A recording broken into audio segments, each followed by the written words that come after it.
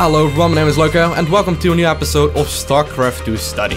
Today we are going to take a look at a solid Zerg vs Zerg build order just because, well, pretty much that's the only build order that's really left after doing the Zerg vs Terran and Zerg vs Protoss build order. So today we are going to take a look at a game that IdrA played recently versus Roro.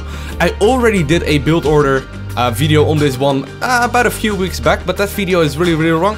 So I figured, let's go straight into the game, show off this build order quickly, and let's help you start owning on the ladder. So without further ado, let's go straight into the game. This game of Zerg vs Zerg was played versus Roro. IdrA opens up with a 15 hatchery, followed up by a 15 spawning pool.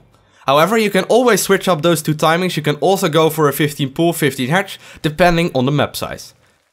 It honestly doesn't really matter if you open up hatch or pool first. Obviously hatch first is a little bit more economically focused, but it can be vulnerable versus early pool timings. However, the bigger the map is, the smaller the chance will be that you will die to an early spawning pool.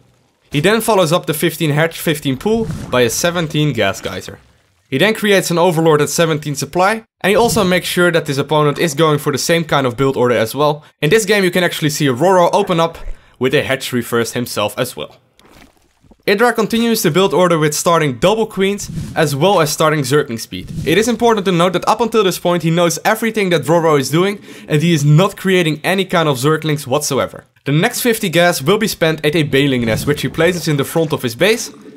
He then follows it up with a spine crawler right behind the baling nest, and he's going to play completely safe. He's going to create two zerglings that he's not going to hotkey or whatever. He's just going to put those on the ramp to morph into balings if it's necessary later on. As soon as the baling nest finishes, he starts a queen, two gas geysers, a lair, and an evolution chamber. Once the lair is about 25% done, he starts a roach warren, a 4th gas geyser, and also starts the +1 ranged upgrade in his evolution chamber.